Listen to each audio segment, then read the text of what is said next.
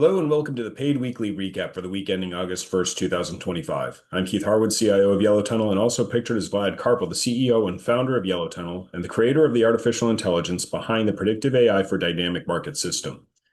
As usual, before we get started, our normal disclosures. Options involve substantial risk and are not suitable for all investors. Yellow Tunnel and myself are not investment advisors and not registered with the SEC nor FINRA. If you do have questions about your own personal financial situation, please consult with a registered financial advisor. The information in this presentation is for education and information purposes only and should not be considered trade advice. And finally, myself and/or the team at Yellow Tunnel may have a financial interest in the securities presented and the trade ideas. Now, if you need a few more moments with the disclosures, please go ahead and pause the video now. Otherwise, we'll get into the recap for this past week. So overall, the market was holding up just fine until we got to Friday. And Friday ended up with, I think, a few surprises to this market. Otherwise, we would have been pricing the market a little bit lower heading into it. First and foremost, we had the Fed on Wednesday, and the general questions about how their economic and interest rate policies were going to be implemented going forward did create a little bit of a dip in the market. But then we had good earnings out of Microsoft and Meta, and the market seemed to be ready to rebound on Thursday. Thursday afternoon, weak earnings out of Amazon. And then came maybe the final blow for the bull at the moment, not necessarily the initiation for the bear, but we had a combination of weak non-farm payrolls, including a revision to prior non-farm payrolls to show economic growth even weaker. And on top of that, we had new tariff implementation that I think shocked the market to an extent where we didn't have as many resolutions as we had expected. We didn't have as much lessening of tariffs as projected. While maybe some of this stuff gets worked out with deals over the next 90 days, we didn't have that concrete August 1st, everything is done feel. So now 90 more days of potential impact from tariffs. Lessening of tariffs potentially coming, maybe we don't see that. And if we don't see that, and that creates a long-term negative for the economy and for global trade, that can create a bigger problem for the market. So everything getting digested. And into the 10-year yield, we saw a fall in the 10-year yield from 4.4, where we've been pretty well pinned, down to 4.2%. Now, because of the lower economic growth seen by non-farm payrolls and because of the potential impact on tariffs, there is an expectation right now that we need to have interest rates lower. And I would expect at this point, given current inputs, the September FOMC meeting should be expected to include a rate cut.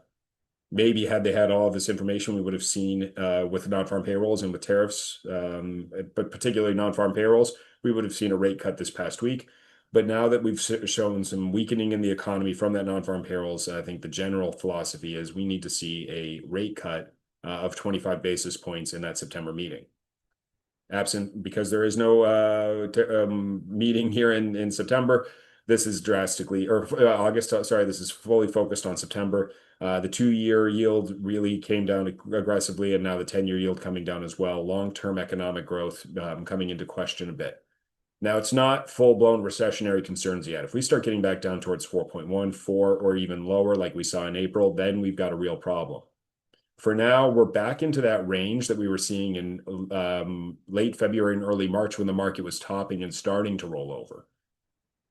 We need to get some positive news to get us back to make new highs. I think we need to see some tariff resolution and lessening to at least retest the highs. We're going to need to see some better economic information, some better inflation data, et cetera, in the coming weeks. And maybe we need to wait all the way till non-farm payrolls in September to get a true bull case for the market if that were to come through.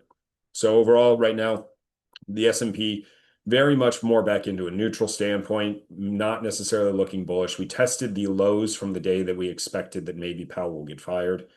We bounced off 622, still in that range for the last month or so, but now at the low end of the range after attempting a breakout to new all-time highs on Thursday and failing, and then following through on Friday.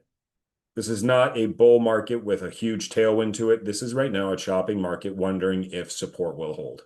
And we're testing that support right now. The recent low around 618 and further even potentially that February high of 613 comes into question here as it is within striking distance. So we had a reversal from, call it 640 back down to 620 over the course of just over 24 hours. So we're dealing with a 3% pullback from highs in 24 hours, and that's a significant move. Now, it's not as wild as what we saw in April, but the market's certainly not expecting 3% moves per day like we just saw. Tech looks even more bullish on Thursday morning after Microsoft and Meta earnings, but again, getting hit as we go into a general risk-off tone here. And so these support levels are being tested right now. And early in the week, we may see a breach of those support levels, or we may see them come through just as they have recently, with investment money flow saying the dip is not justified, this will all work out. And we have been trained somewhat to say this will all work out, given the performance that occurred from April through May and into June. It all seemed to work out. So do I expect a retest of the lows and QQQ back to 400 in the near term? Absolutely not, but I've seen wilder things. Do I expect this to be a long-term impact on the market? At the moment, no, but if we do start to see longer term to these tariff negotiations and the trade negotiations, then it may have a real impact. As companies have uncertainty and they may reduce their hiring, and that has a broad impact on the economy and all of the things that come through with that. So we may be on edge a bit here as there's a lot of questions that need answering. And then finally, small caps continue to lag, and we are below the July lows. So we've now gotten back down to effectively the July 1st low. So below much of the range of July, below the 200-day moving average, below the 50-day moving average, showing a potential for a shift into bearish mode for the small cap market, which is dominated by things like financials and healthcare. And healthcare has been broadly weak. Financials get hurt when the economy looks weak. And that certainly happened on Friday. And then finally, we saw the VIX. The VIX got up to about 21%, retesting the highs of mid-June. Didn't push up, obviously, to the 40, 50, 60% level that we would be expecting to see if we go into full-blown falling knife, catastrophic market conditions. So it's elevated, but not overly elevated, but it is elevated. And so it makes it a little bit tougher again to find those big leveraged opportunities. But we also know that there's a lot of uncertainty in this market as people are coming in buying out of the money puts in case of a catastrophe coming. And with that process, it's clear that the market is a bit on edge. It's not completely fearful panic mode, but it is certainly on edge. Now, if these support levels hold, the VIX can come back down pretty aggressively, pretty quickly, back towards 16, maybe 15. Maybe we don't see under 14% now that we know that tariffs need a little bit more time. As we go into the individual trades, we had Microsoft as a holdover from the weekend, and the exit on Monday turned out to be just fine until we saw the earnings on Wednesday afternoon, and it looked like maybe that would have been a great stock to just let it ride. But by the time we reached the close on Friday, even the options, if bought on, say, Tuesday, ended up being a small gain because the implied volatility drops aggressively after an earnings announcement. So the net return by the end of the week for the long call player ended up being a pretty neutral standpoint. Now, still up a little bit, but not a huge momentous gain because of that implied volatility, the crush that occurs after earnings. Now, seeing Microsoft end up around 524 by the end of the week, I mean, clearly this is a stock that's got a lot of bullish fundamentals. So if the market does start to wind back into the bull mode, I do expect to see this back on our list in the near future. But for now, we took the exit on Monday, ended up with a small profit for the second half of the trade, a little over 1%. Small profit in the stock, had been in that. Now looking at what happens going forward for Microsoft, and will it be part of the bullish trend trades in the near future? And my expectation is that if we've got a market tailwind, the answer most likely will be yes. But it may be a few weeks before we start to see that come through.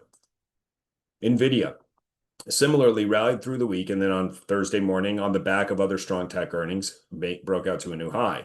But by Friday, it did pull back. Now, for the holdover from the weekend, this ended up being a pretty strong exit point. We got out on Tuesday near the close, ended up turning that into about a 30% profit for the second half of the trade on a 2.5% move on the stock.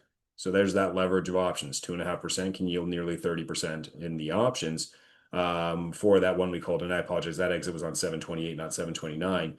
But generally speaking, a very strong week for NVIDIA to start prior to the Friday collapse. And we'll come back to that momentarily. So as we review the other trades for this week, Caterpillar, new entry on Tuesday, was looking very strong as well on Thursday and did hold the breakout on Thursday in spite of some of that other market pullback. Ultimately, it succumbed to the market behavior and pulled back on Friday to the 10-day moving average. generally still looks good from a bullish perspective, but because the stock was still down 1.3% in those 3 days, we did end up with a 12% loss in the options and took the exit. No holdovers when we see these losses, just in case this dip turns into a falling knife. So we're looking for continued momentum, not looking to take risk to hold over the weekend, given the uncertainty in the market. CSX was actually hit a bit more. So after Union Pacific and Norfolk Southern announced their merger, the acquisition, CSX stayed near that 36 level for the open on Tuesday, but then immediately started to come down along with the implied volatility of the options as the takeover premium started coming out, in spite of the expectation that at some point Berkshire Hathaway may still look to acquire CSX. Didn't happen this week. That hidden implied volatility paired with the 2.7% drop in the stock did end up with a 50% loss in the options, depending upon the entry time. Now, I'd seen people that were entering into these options in the 45 to 50 cent range. For them, a much smaller loss. Ultimately, for us, it ended up being a 50% loss due to the entry timing on the Tuesday morning being one of the first buyers of those options as the volatility crush was coming in. But that's what happens sometimes in these markets. And so understanding that that is a risk, is that implied volatility can go up or down, certainly impacted the general trade for CSX and unfortunately yielded a larger than expected loss, even with a 2.7% drop in the stock. ES, Eversource Energy, generally looked okay again, had seemingly bullish earnings on Thursday afternoon, but part of that market pullback did dip it down to 65.55 on the close on Friday, a very sideways market being in the utility space. The stock was very sideways, down about 0.1%. The options came down about 20% off of that aforementioned hit in the implied volatility that came with the earnings announcement on Thursday afternoon. Market liquidity in ES is also a little bit difficult at times. So, while the true fair value may have been closer to a break even in this, the liquidity in these options can widen out. And that is part of the cost of executing options. And this one was one where we got onto the wrong side of the liquidity problem for ES, and that meant a 20% loss instead of something larger or smaller, excuse me. As we go through, obviously they're trades that all just got hit off of this broad economic news, and IVZ was certainly not immune to it.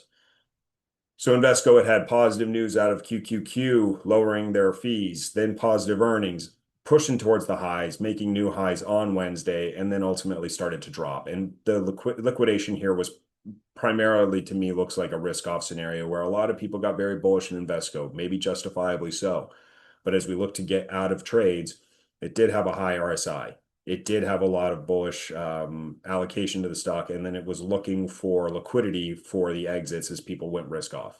So we pulled the RSI back down, a lot of exits on Thursday and Friday. The stock down 5.6%, a very large move for Invesco, absent some of the recent news-based independent Invesco news that spiked it higher between the QQQ fee reduction as well as the earnings announcement. And that generated a significant loss, unfortunately, for the options of 78%. Now, unfortunately, that can happen. And we know that there's always a risk of seeing 100% loss in short-term options that are on the long side. Still achieving a 78.3% loss does not feel good, but it is better than taking a 100% loss and letting it ride. So taking the loss here allows us to just kind of rebuild some capital and get a fresher look for next week. And then finally, as mentioned, NVDA had that Thursday look to a breakout, nearly hit profit target for us, but didn't quite get there, and then ultimately started pulling back. So with that 2.5% drop in the stock over that 3-day window, we saw a 35% drop in the options. So a big swing in NVIDIA due to the fundamental inputs in the market that dominated some of the technical behavior that was coming in prior to it. So technicals got trumped by fundamentals, pun intended here, in terms of the tariffs, and then, of course, getting hit by non-farm payrolls and the FOMC. Now, along with all of this, we do still continue to see great results from our live trading rooms with some of the trades that Vlad and I discussed. So please do keep an eye on that live trading room, because there are opportunities out there that are absent a trend. They can be earnings-based plays, which we've had some good success with. They could be bearish setups, which there certainly may be some more of those in the near future. or at least, looking at some spread positions and things of that nature that have been generally a better avenue for success in a chopping market. Now, if and when this market goes back into a bull trend instead of a false breakout to a bull trend, things are going to really look very positive in the broad scope for all sorts of trading styles. Paid, not the least of this. And I do expect to see some nice turnaround here, and we do expect another trade this week in a stock that's not seeming to be impacted as much by these fundamental inputs. So keep an eye out for your inbox on Tuesday morning for that new entry.